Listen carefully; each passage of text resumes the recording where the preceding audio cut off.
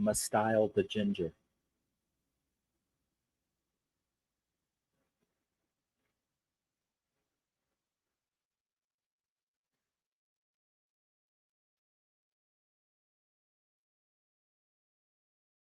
And welcome back to my channel. My name is Rusty, and this is my channel where I talk about my favorite movies, mostly horror, and my favorite music, mostly metal. And welcome to another live quick take. This is where I discuss a movie after watching it, right after watching it. And I watched this last night. Um, so I wanted to talk about it because it is very, very interesting. I really love this movie, and I didn't think that I would. So I'm gonna tell the story about it.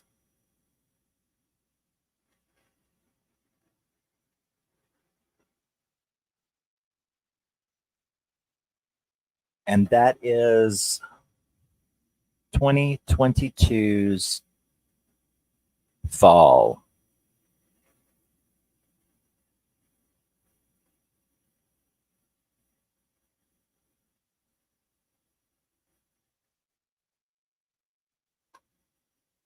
Even the cover makes me nauseous.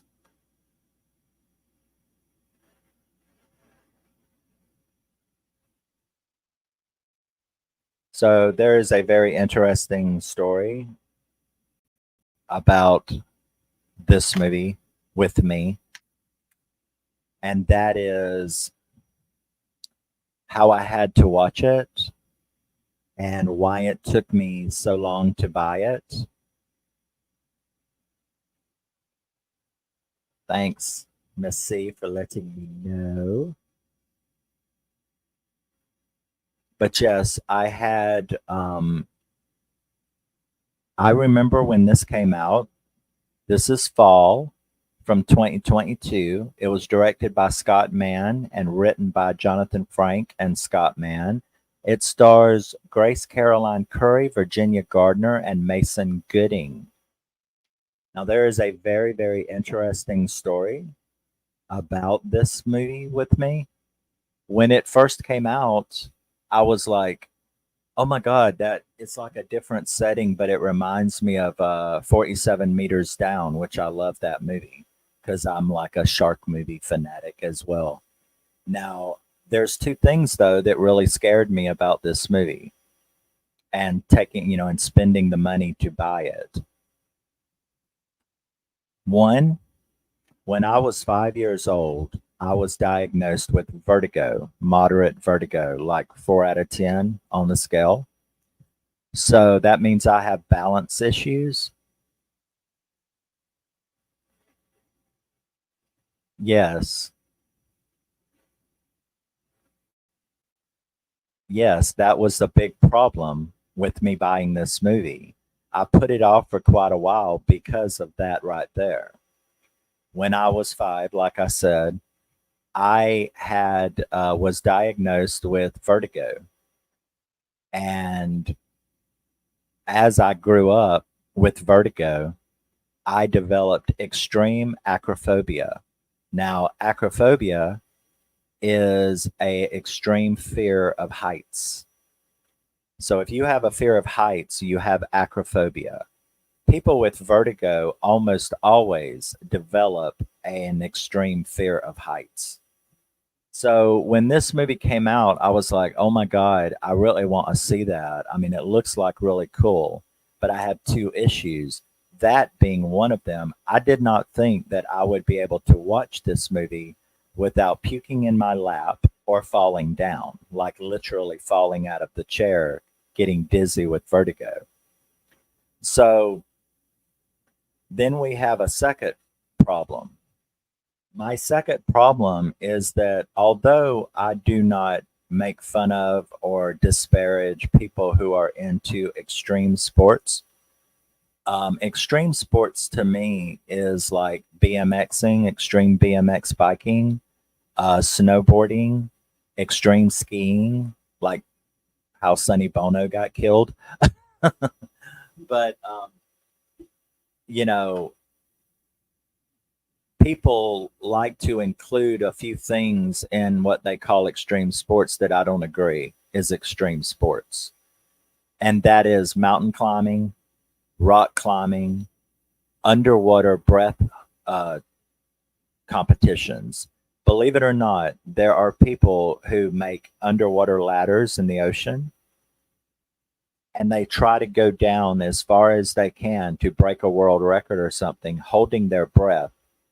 And here recently, some woman who was held the record or something, she went down there and she fucking died trying to get back up. What is that? Mountain climbing. So you want to go to the top of the Himalaya? Oh, well, it's accomplishment. No, it isn't. It's an adrenaline rush. You're an adrenaline junkie. It's no different than being addicted to crack or anything else. You are addicted to adrenaline. You are spitting in the face of life. You are spitting in the face of death. You are daring the ghost of death. And when your ass falls off that mountain because you're rock climbing with a rope and a little chink, chink, chink in the armor, as you spiral to your death 3 or 4 minutes, how embarrassed are you? This is what the front page is going to show tomorrow. Your dumb ass fell off the side of a mountain. How embarrassing for your family. If you've never heard of the Darwin Awards, it's people like that that always win the Darwin Awards. So as you fall off the mountain like her boyfriend does at the beginning of this movie, those 3 4 minutes, those two, that's according to how high you are, those 2 or 3 minutes, 4 minutes as you spiral to your death, what are you thinking? What the fuck was I doing? So I admit that I have a prejudice against those things, those activities, which people like to call extreme sports, but I do not. Um, Snowboarding, extreme snowboarding, dangerous BMX biking, stuff like that. That's extreme sports.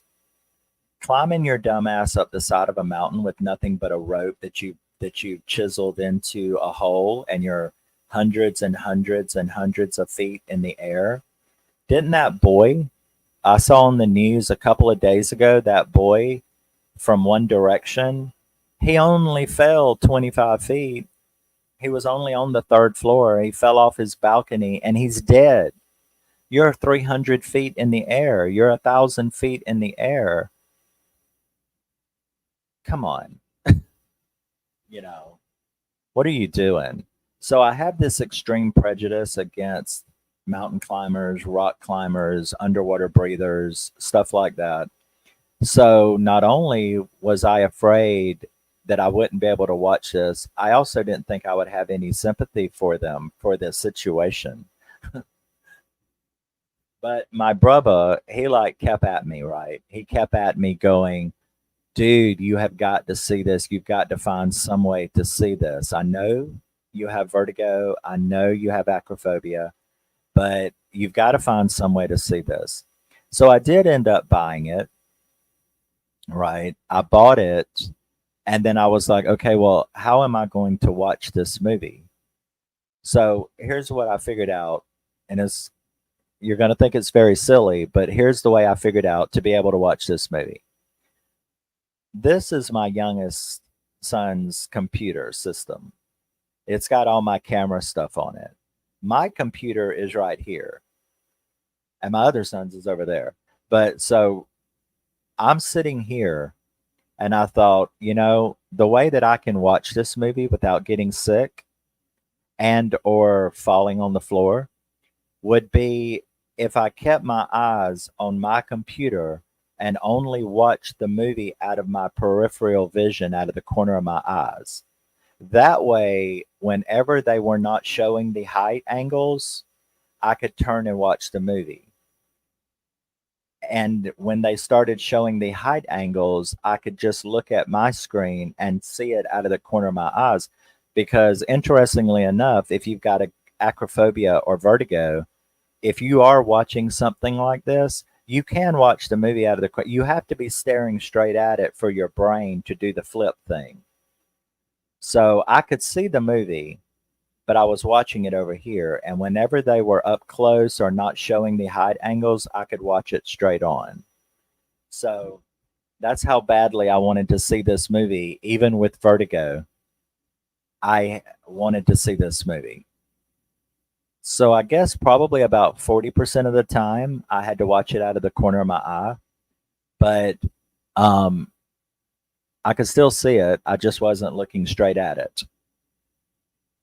So this movie is about rock climbers, aka dumbass idiots.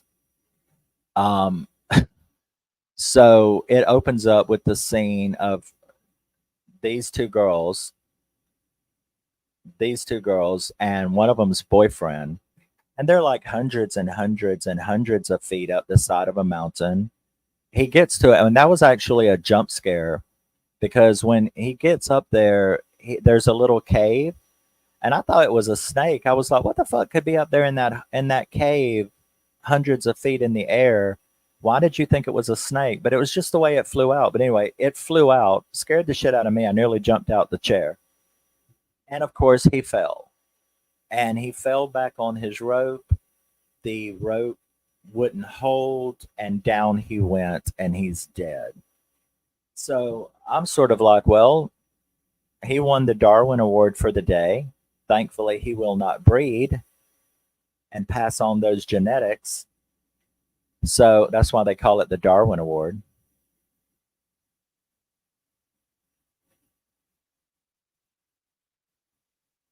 I liked the ending. The ending was really good. Miss Carter says the plot was dumb and I hated the ending. Um, let's see.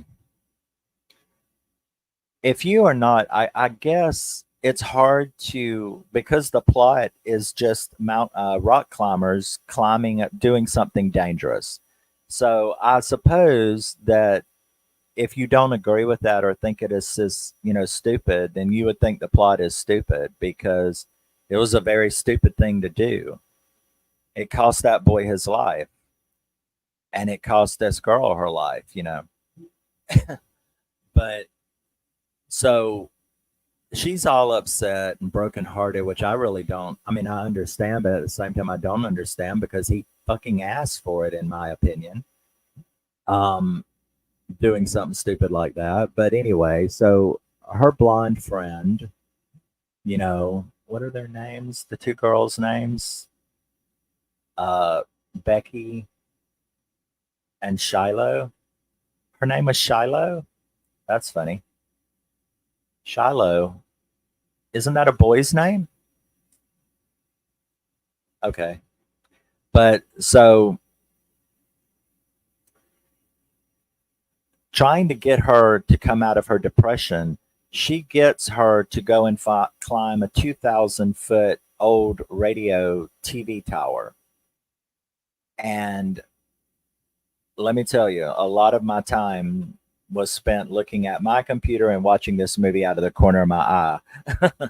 But I found myself, just like my brother had said, because he thinks rock climbers are stupid and people that do that kind of stuff are asking for death as well. But he just kept on telling me how much he loved this movie and that I should see it. And he was right. Because even though it's a different thing than 47 meters down, it's sort of the same kind of feeling. So when those girls do manage to get to the top and the ladder falls and they're stuck way up there, I was just I really got into it and I didn't think that I would. And the more that they tried to figure out how to get down, the more invested I got into this movie. Now, I will say that this movie has one of the best twists that I have seen in an extremely long time. And that was at the end. They tried the the drone and it got hit by the truck. I'm like, these chicks, they've got my luck. I'm just telling you. They've got ginger luck, you know what I'm saying? So That part, though, I did not see that coming, and don't tell me that you did either because you will be lying. Yeah, I don't. Yeah, adrenaline junkies and thrill seekers.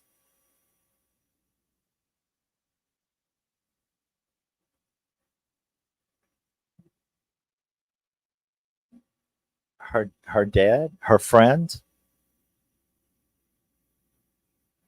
You mean her friend?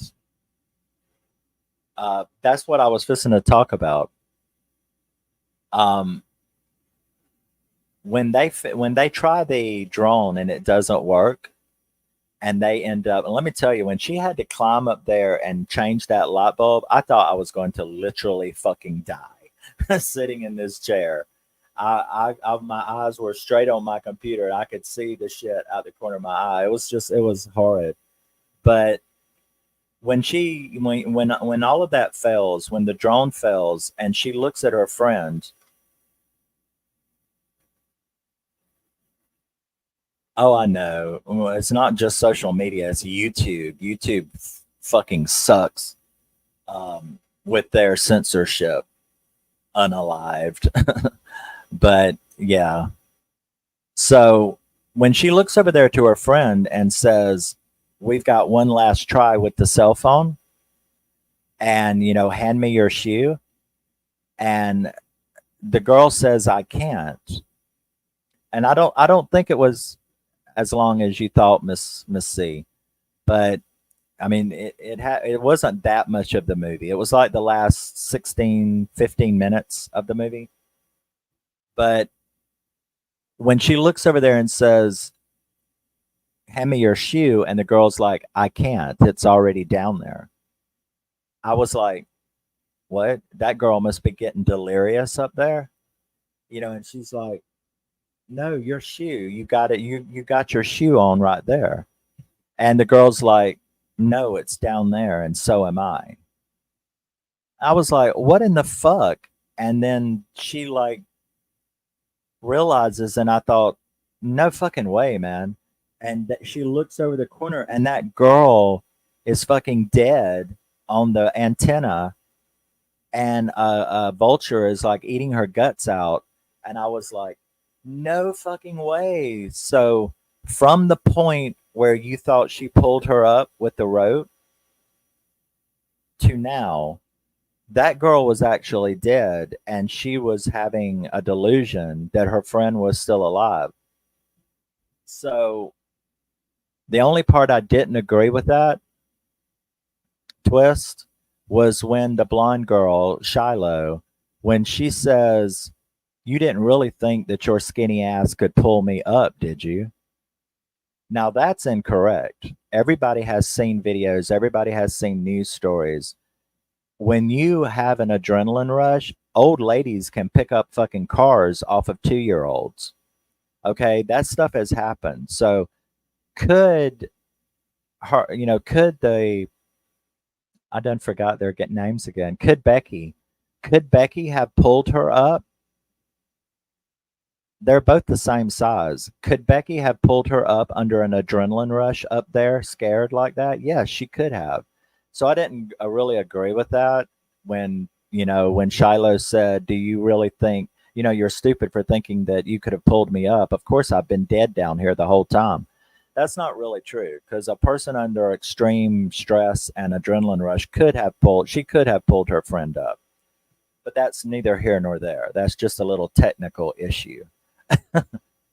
The fact is, though, I did not see that twist coming. And when that twist went boom in my face, I was like, what the absolute fuck? That was absolutely cool. And then when she had to climb down there and she killed that vulture, and then she had to, oh my God, when she had to like stuff the mobile into her friend's guts and push her off so her body could protect the phone and her help message could get out, which it did work. And then she got rescued. I was fucking blown away. And I immediately like called me brother And I was like, oh my God, you were really right. This is one of I just really, really loved this movie. And he was like, despite the fact of about what you think about rock climbers and stuff like that. And I'm like, yeah, that's the reason why I didn't think I would have much sympathy for them. But you see, the movie, I ignored why they were in the situation. And instead, I just concentrated on the situation. Because to tell you the truth, the two chicks in 47 meters down, my ass ain't going down in a cave to the bottom. I mean, in a cage to the bottom of the ocean to play with fucking sharks, neither. You understand what I'm saying? I'm not climbing a 2,000-foot tower, but at the same time, I'm not getting in a cage and going down and tickling shark bellies either. I'm just not that kind. And so if I let my prejudice against rock climbers and people who adrenaline junkies, death seekers, they're not thrill seekers, they're death seekers. Um, if I let my prejudice against any kind of activity like that bother me with a movie, then I wouldn't have liked 47 meters down either. You know, um, I wouldn't have liked Jaws because who's going to climb onto a boat and go after this monster? You know what I mean? So the reason that I loved Fall so much and the reason I think that I could get past was one, I figured out how to watch it with acrophobia and vertigo, which I came up with an ingenious way to watch it and still watch it. So, hey, Gore, how are you doing? We're sitting in here. What the hell happened? Oh, it's Mr. Gore. He's in the house.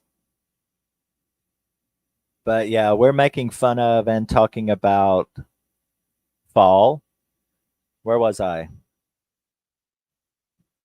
Oh, I was saying it amazed me that I was able to both get over my prejudice against death seekers like mountain climbers, rock climbers, and underwater breathers and stuff like that.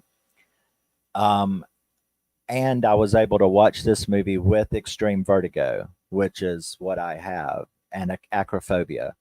So, but I really did. Like I said, I called me brother, and I really thanked him for pressuring me because my brother really pressured me to buy this movie.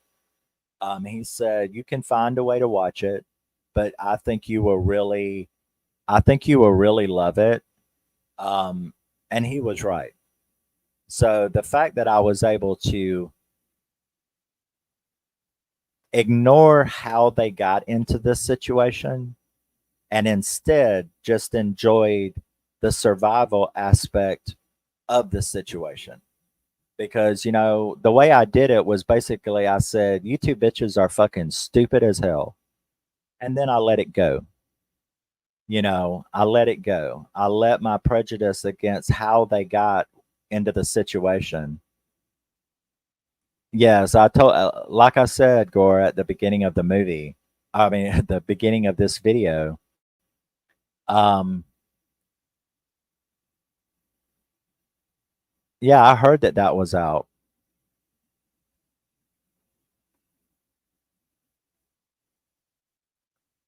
I heard Trick or Treat was coming out, so I can finally get that too. But yeah, like I said at the beginning, Gore, I was diagnosed with vertigo at 5. And by the time I was a teenager, I had developed extreme acrophobia, fear of heights because of it.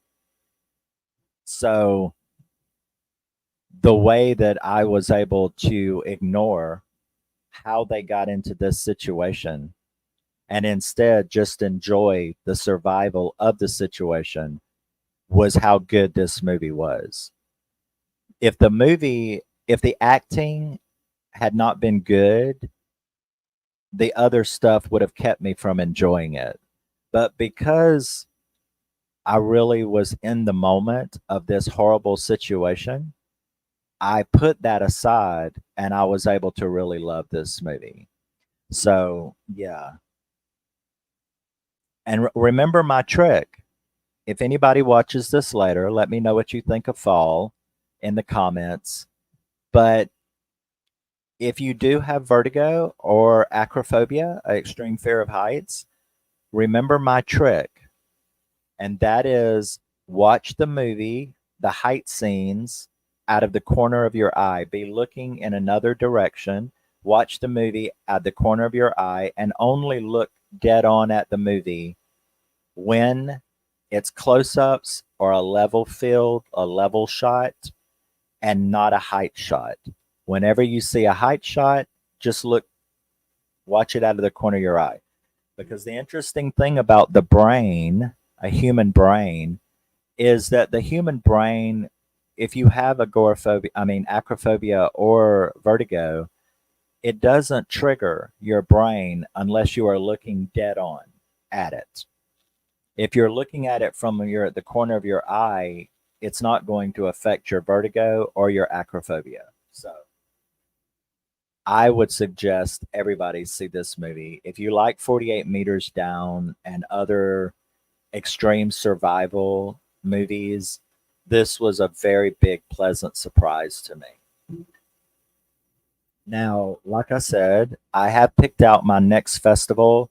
My next festival is going to be space horror, and I picked out the 7 movies for this one.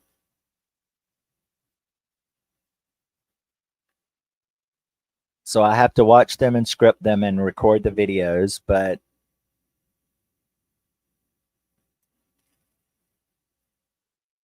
hadn't thought about what the watching out of the corner of your eye.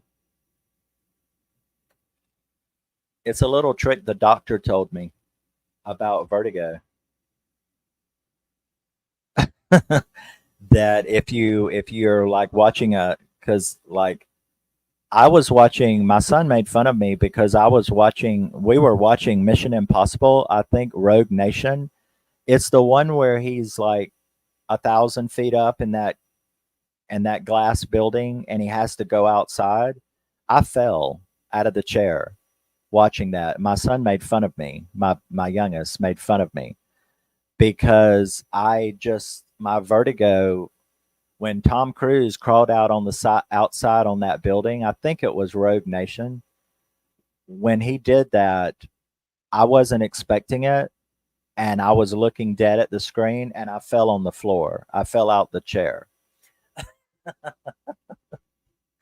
So I'd asked the doctor about that, and he was like, "When as long as you know it's coming, and trust me, folks, if you buy this movie or watch this movie, you have got to know it's coming." As long as you know it's coming, as long as you watch any height shots out of the corner of your eye, your peripheral vision, instead of looking dead at it, it will not trigger your vertigo. So, well, as long as you're actually watching it, I mean, I wanted to see it. I just didn't want to get sick or fall on the floor. So I had to watch like this. Here's the movie, and I'm watching this, but I'm seeing the movie out the corner of my eye, and I can look at the movie whenever it's a level shot or them up close, and then I can turn away and still watch the movie out the corner of my eye when they're showing a height shot. And I was able to watch the entire movie. I did not get sick.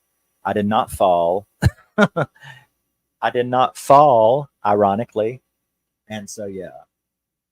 So, like I said, I've got my movies picked out for my Space Horror Festival, which is the next video series that I'm going to be doing. We're going to start with The Last Days on Mars from Liv Schreiber. And we're going to do Pandorum.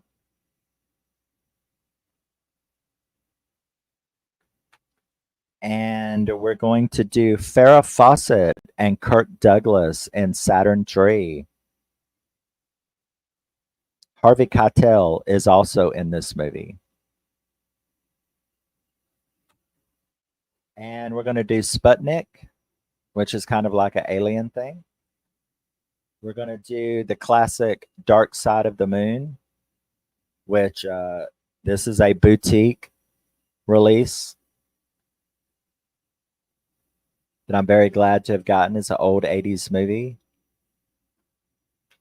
And we're going to do Outland with Sean Connery and Galaxy of Terror from Roger Corman. And we are also going to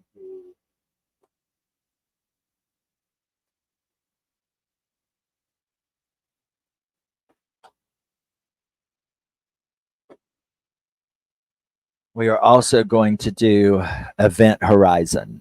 This is the 4K. This is the 4K that I fucked up and bought because I did not know that the CD in it was just the old 2000 release because Paramount is a cheap piece of shit. So I had to turn around and buy the Scream Factory remaster from 2016 to be able to have, a remastered Blu-ray. But we are also going to do Event Horizon in the Space Horror Festival. So that's the next festival of videos that I've got coming. I should do Barbarella.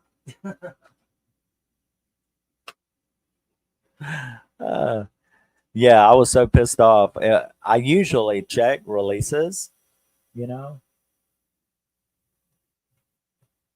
I usually investigate before I buy a 4K set. I usually go to Blu-ray.com and I look up and check for any information on whether or not the Blu-ray that is included with the 4K is also a remastered new scan from the 4K scan, or if it's a cheap move by the company and they just throw in the old release from 2009 or some shit like that. Well, I screwed up and I did not check Event Horizon. Let me tell you, dude, there is a trilogy, right? And that is Flash Gordon, with the Queen soundtrack. There's Flash Gordon, there's Barbarella. This is the new remaster, the new Arrow remaster of Barbarella. It'll be in my next update. Arrow did it, yeah. But the third one I can't. They haven't never released it, and I don't understand why. And I'm hoping that somebody will. And that is Galaxina. So you have Flash Gordon, Barbarella, and Galaxina. That is the best triple feature cheese that you could ever see. And no one has released Galaxina, and I think that's very sad because Dorothy Stratton. Why a boutique like Arrow or Scream Factory hasn't done that as a tribute to Dorothy Stratton, one of the most saddest stories ever. Produced one of my favorite movies of all time, Star 80, with Mariel Hemingway and Eric Roberts. Dorothy Stratton was the Playboy model who was murdered by her husband. He shot her face off with a shotgun. And also did things to her dead body afterwards before shooting himself. But Dorothy Stratton made a movie called Galaxina, and it's like Barbarella and Flash Gordon. It's very cheesy. And why no one has taken the time to honor Dorothy Stratton and make a remaster and release Galaxina on Blu-ray is beyond me. It would be a very, very good tribute to her life if a boutique would release Galaxina. And then I can have my Cheese Night Festival, which is Flash Gordon, Barbarella, the Flash Gordon movie with the blonde guy. But Flash Gordon, Barbarella, and Galaxina is this trilogy that I always watched when I was a teenager. And I would love if somebody would honor Dorothy Stratton and release Galaxina on Blu-ray. Long Legs. I got Long Legs, man, but I haven't watched it yet.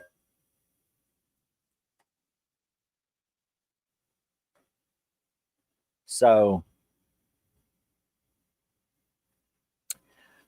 she actually made three movies.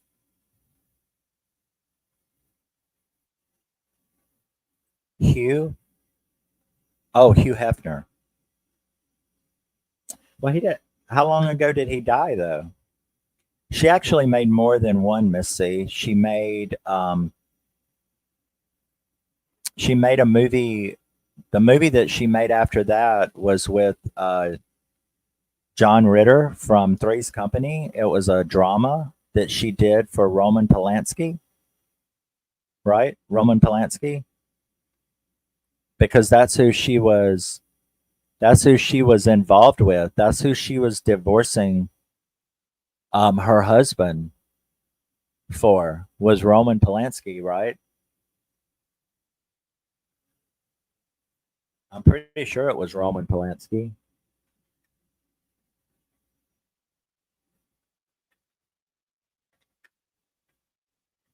And they made a movie. No, it wasn't. It was Peter Bogdanovich. I knew it was one of those fancy dudes. Yeah, she made a movie for Peter Bogdanovich that she did after Galaxina. Galaxina is a cheesy B sci-fi movie like Barbarella and Flash Gordon, and she was dating. She went to make a movie. Hugh Hefner, wanted her not to marry that asshole, and she did anyway.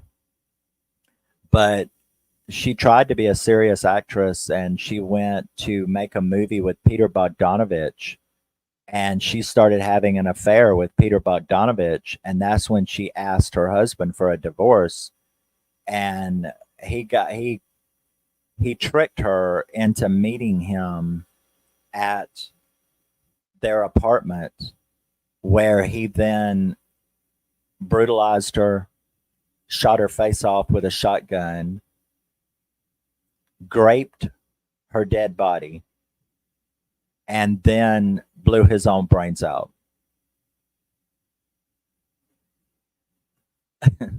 What did I teach you? But what? Oh, and you do know Peter Bogdanovich, after Dorothy Stratton was murdered by her husband, he ended up marrying her little sister, which was a little gross.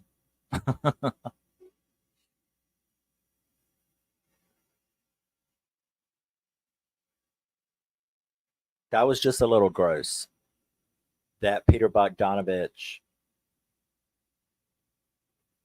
you know,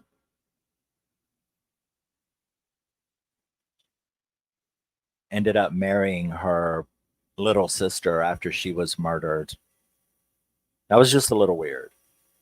But yeah, to Miss C's question, yeah, she made Galaxina, and I can't think of the name of that Peter Bogdanovich movie, but she made Galaxina in 1980.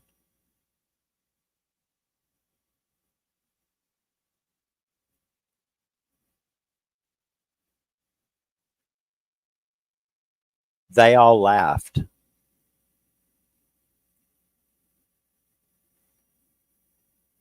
Yeah, it was Peter Bogdanovich.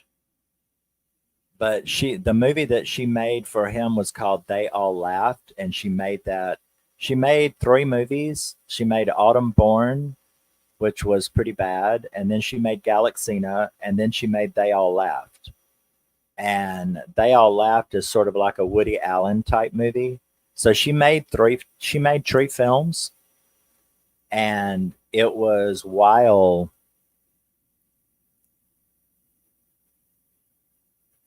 yeah, Peter was that was a little weird. A lot of people thought that was weird that Peter Bogdanovich married her her little sister after that.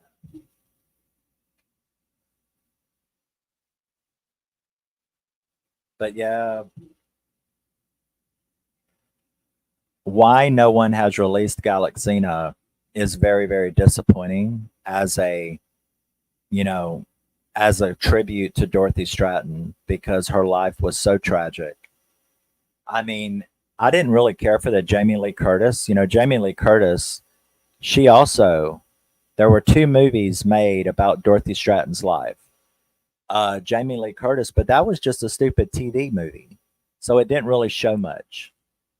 But Mariel Hemingway and Eric Roberts made a film called Star 80, and that is one of the best movies ever made. And it will just break your heart. And it was overseen, that movie, Star 80, was overseen by her mother, Hugh Hefner, and Peter Bogdanovich. So everyone that was close to Dorothy Stratton oversaw the making of Star 80 to ensure that everything in the movie was correct.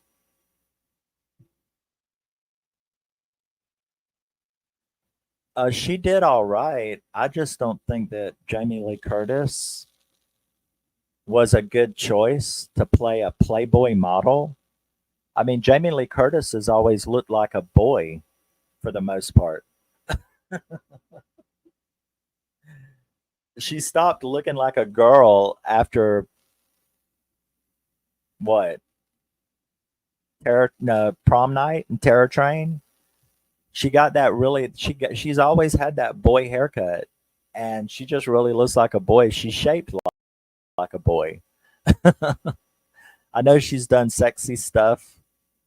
I know she did sexy stuff like where she did the strip tease in front of Arnold Schwarzenegger in True Lies, and what else? What else sexy has Jamie Lee Curtis done? She either does these silly comedies like The Parent Trap, or she does really great horror movies like Prom Night and Terror Train and Halloween and stuff. A Fish Called Wanda, she was really good in that, but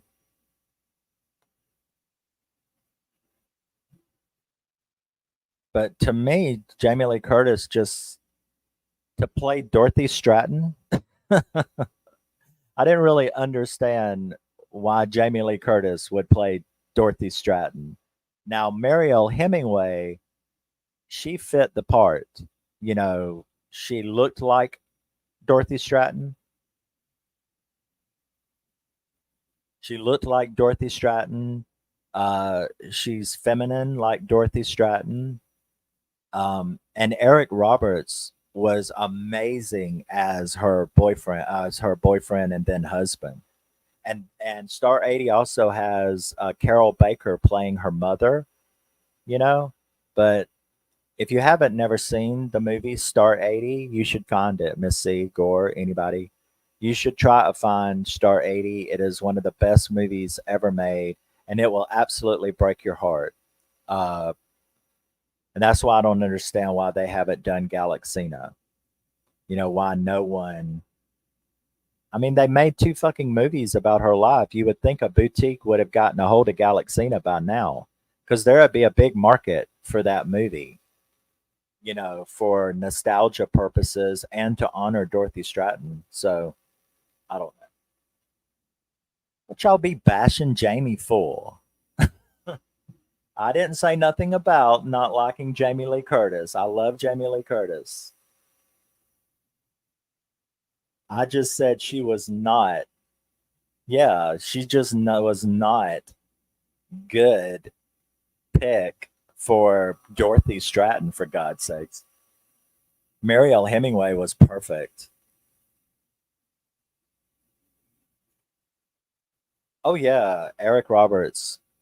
That's Julia Roberts' brother, right? Yeah. I always had a thing for Eric Roberts, man. He looks like such a fucking pimp in Star 80.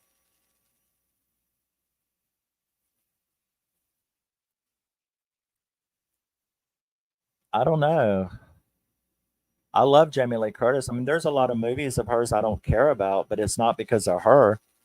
it's because I'm not big into comedy, and she's done a lot of comedy. She's absolutely fucking flawless in Trading Places with with Eddie Murphy. I mean, she is, and Dan Aykroyd.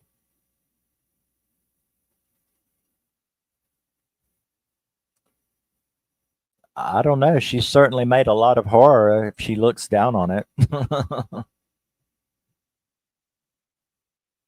Eric Roberts.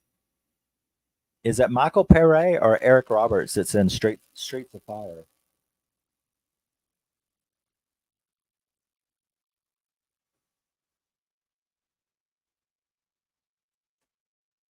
Because I just got the remaster of Streets of Fire. I think that's Michael Pere though.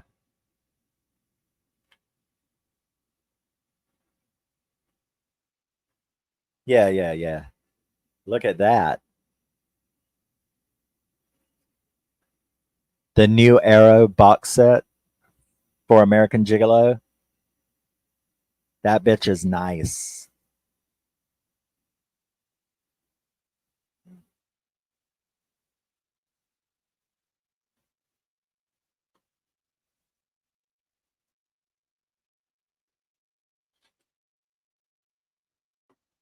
Y'all gonna make me have to redo my movies. I got the fucking Freeway. I have finally got Freeway. And I am so glad that Scream Factory apologized for that awful 2015 remaster of Dog Soldiers, which everybody that's any kind of collector hated. So they put out this new one with a brand new remastered Blu-ray that fixed the problem with the 2015 which was so much DNR that everyone looked plastic. Yeah, that the special American Gigolo box set. It comes in a hard box, and it's got a giant book, a giant poster, a movie poster, and the remastered Blu-ray. So I had to have it. My next update for October is going to have a lot of boutique stuff in it. So I spent some money in October on fucking boutique stuff.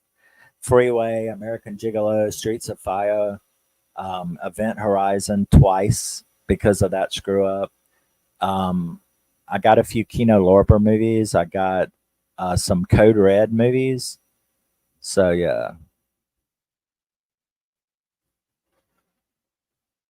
I don't know. I've never heard about her looking down on horror. Yeah, I did a lot of wallet busters. Yeah, I can't show them off. Show them all off here. Have to save them for the update. But yeah, so I guess we turned the quick take of fall into a discussion.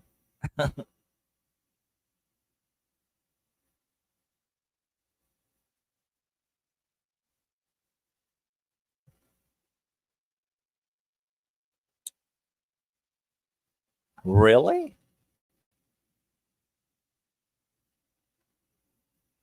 Is that true?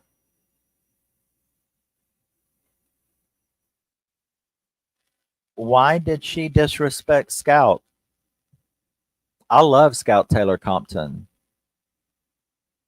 Danielle Harris, she's all right. I like that movie, that B movie she did, Dark Harvest or whatever it is. I did a video on it. I did a video on it. Why would she, for what reason? Why would she disrespect Scout Taylor Compton? Because of Rob Zombie's Halloween? I mean, a lot of people hate Rob Zombie now. I'm one of them. I like some of his movies, but I hate him as a person. I can't stand Rob Zombie. I despise that motherfucker.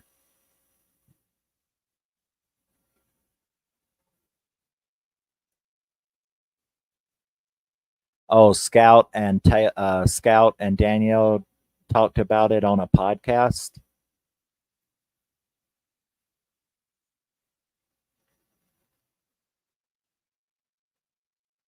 Well, that's disappointing because I've never really heard anything bad about Jamie Lee Curtis towards horror or other people. I would like to know what problem she had with Scout and Danielle Harris. I like Danielle Harris. Wasn't Danielle Harris in Hatchet as well?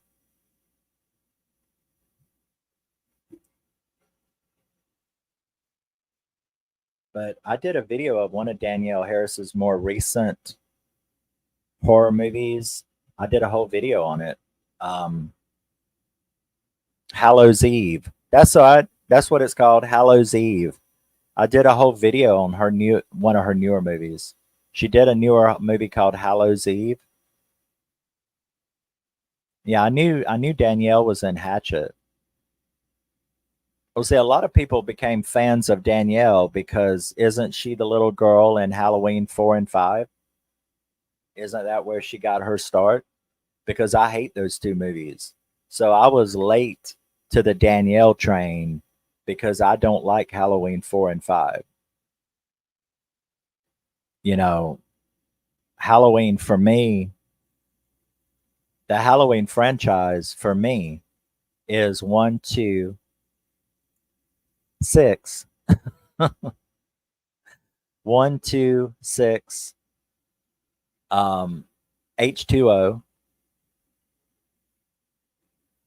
and the 2018 trilogy, which I know a lot of people don't like it, but I love the 2018 trilogy, and I love H2O, and I love 1, 2, and 6. Um, Halloween Resurrection is, yeah, sometimes it's number one, and sometimes it's number two of the worst horror movies ever made of all time. I despise Resurrection beyond all comprehension. I despise that movie. It sits at the top with the Prom Night remake, uh, Jeepers Creepers Reborn. Oh my god, Black Christmas remake, 2019. The 2019 remake of Black Christmas. Uh, Resurrection sits above all of them motherfuckers.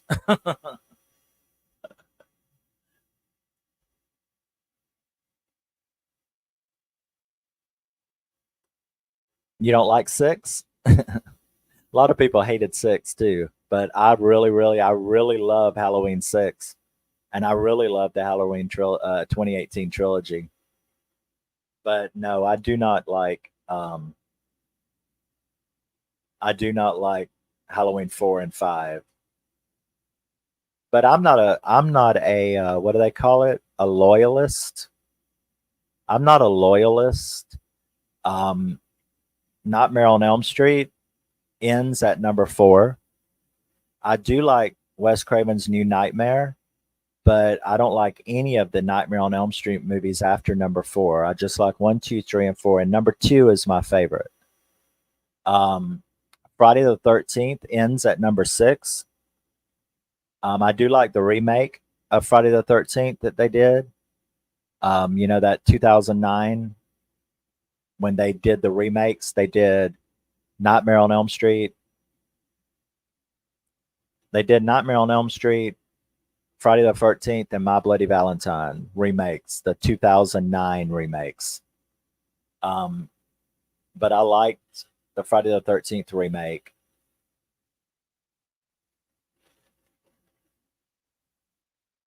Hmm. Considering that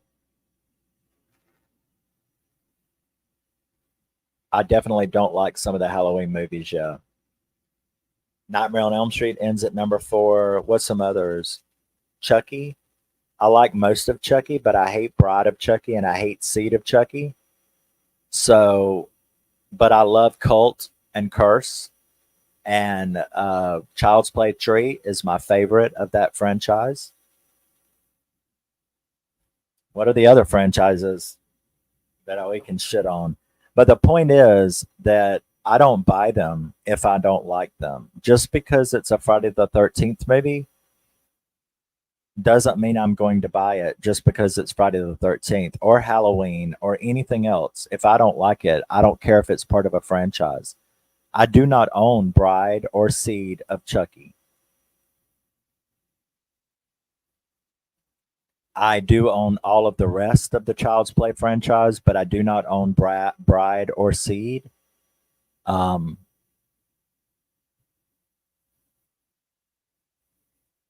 I can't stand the Halloween movie, the Friday the 13th movies after number six.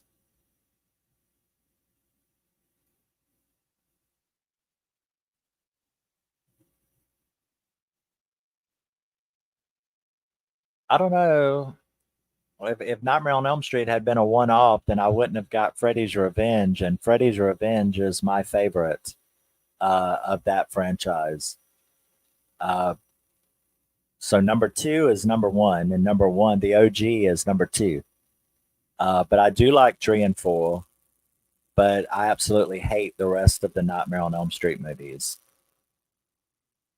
And I love Friday the 13th, A New Beginning, and I love Jason Lives, but then it ends right there because I can't stand 7, 8, 9, and 10. You know, I can't stand them at all. I refuse to watch them. They're shit. So I'm not a loyalist. Just because it's in a franchise doesn't mean that I am going to like it. And I'm certainly not going to spend my money just because it's a name. So I don't really let any of those things determine my purchases and my collection. For instance, like I said, I absolutely despise every bone in Rob Zombie's body. I hate that motherfucker. I can't stand him as a person. But I triple dipped on the movie 31. I bought the Steelbook, I bought the Blu ray, and then I got it in a set as well. Friday the 13th Part 2 is my favorite of Friday the 13th franchise. Yes. She is, Amy Steele is my favorite final girl as well. So just like Nightmare on Elm Street, one and two is switched. Number two is number one to me, and number one is the second favorite. So yeah, but what did I say? Oh, I don't let those kind of things determine, despite the fact that I despise Rob Zombie. It did not stop me from loving his two Halloween movies, which I got on Steelbook, and it did not stop me from loving the Firefly trilogy, and it did not stop me from loving 31. So I don't let any of those kinds of things distract me.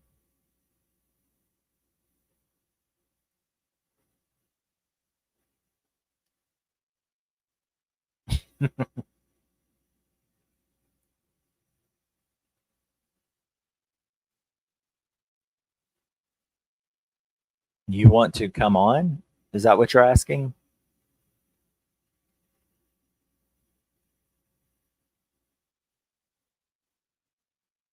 But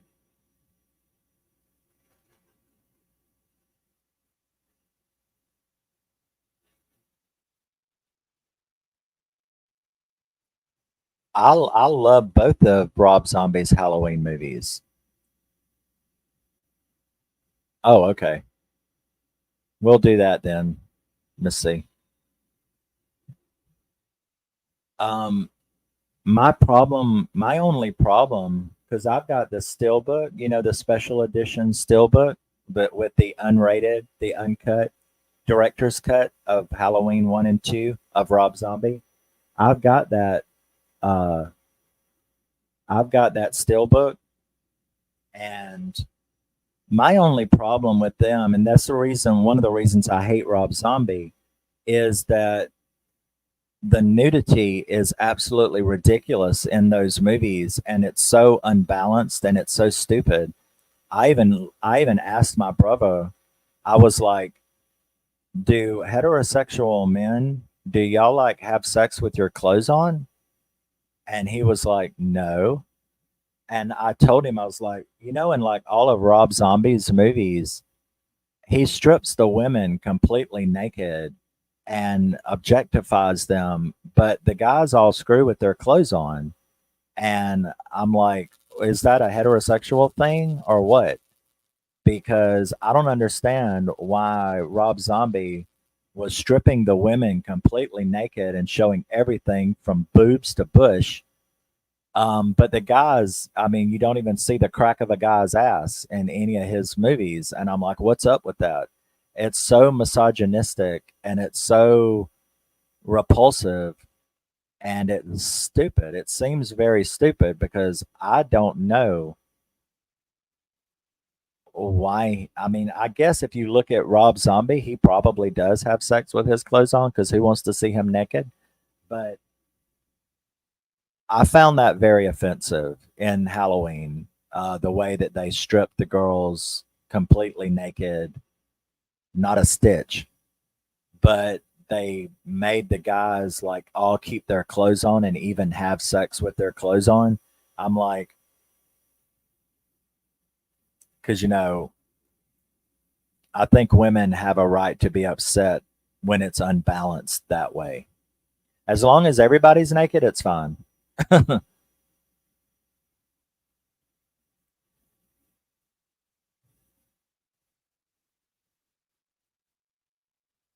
Well, I don't know. What about in the scene? Yeah, but he's a director. He's supposed to be making movies for the masses, not for himself. I mean, if he's just going to make his own private movie to sit and watch at home with his cherry bomb, then he can do that. But you're talking about mass objectification of women, and it gives a very bad signal that women are to be used that way, but the guys are too precious and their bodies are to be protected, but the women's are not to be protected. You know, do you know Dragon Lady in Game of Thrones? She threatened to quit. She threatened to quit the show because the first couple of seasons of Game of Thrones, they had balanced nudity. In other words, there was a lot of naked guys and there was a lot of naked women in Game of Thrones. And then all of a sudden, they did the Rob Zombie thing and they started stripping all the women naked, but Kit Harrington and all of them, they wouldn't show any male nudity, but they showed women stripped naked. And that blonde lady, the Dragon Queen in Game of Thrones, she told them that she would no longer do nudity in Game of Thrones, and all of the other women threatened to stop as well if they did not stop doing that. So I agree with that. If a director makes the guys and the girls take their clothes off, then nobody's being objectified and it's fair. But if you're just picking one gender and it gives a very bad look, and that makes Rob Zombie a pig, in my opinion. You know, the scene that I asked me brother about was I think it was in Halloween, the first one. You know when the guys, the teenagers, there was like two or three guys and two or three girls, and they were in that house, and they stripped the women completely naked, and they were having Friday the 13th kind of sex, and but the guys kept all of their clothes on, and the girls were and that's what I asked my brother about, and he was like, that was ridiculous because that made no sense. That was seemed very intentional. And so yeah, that's what I think about it. I despise that fucker. I think he's like ridiculous. Even in the hospital scene, like where they broke Jason out, when Jason got out in Halloween, They did that too. Yeah, there was a big thing. As a matter of fact, it was that girl's uh, protest that got Kevin Bacon involved in it because Kevin Bacon is a friend of that girl that plays the Dragon Queen in Game of Thrones. And so that's what caused him to do that campaign. I don't know if you ever heard about it, but Kevin Bacon did a campaign called Show Me the Bacon. And that is where he made a big campaign for more male nudity and more balanced nudity in movies. And that was because he is a friend of hers. And her protest against Game of Thrones made him do the Show Me the Bacon campaign to make it fair because it's fine to have naked women, but if you don't, I love Kevin Bacon, but his Show Me the Bacon campaign basically said in his interviews, he said it's okay to show nudity and it's okay to show naked women and enjoy their bodies. But if you objectify them by making them lay there completely vulnerable and naked while the guys get to stay completely dressed, it's not only unfair in the fictional world of the movie, but it's unfair in the actors and actresses. Why does that? Because that's what she said. She said, if Kit Harrington gets to keep his clothes on because his ass is too precious to be on TV, then you don't need to see my boobs no more either. And that's when Kevin Bacon said, that's good. I agree with that. And he was like, if you're going to have female nudity in a movie, the dudes need to drop their pants as well if you're going to try to make the women, because it's not fair to them to make them be naked on screen. But then the guys go like, oh, my pee pee. It's like, well, what did Kevin Bacon say? Is like, what, are you ashamed? You know, what you hiding in your pants that you don't want nobody to see? So I kind of agree with that. You know, if you don't want nudity, don't have it in the movie. But if you're going to have nudity, have them both. And I tell you, if Rob Zombie was sitting right here, I would tell him that exact thing.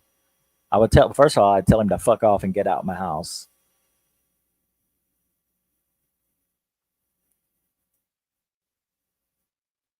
That is probably part of it, Miss C. That is probably part of it. Yes. I would imagine that was part of it. Isn't that the reason that what is his name? Weinstein or whatever? Isn't that why he's in prison right now for doing that shit? Making Ashley Judd do things she didn't want to and stuff like that.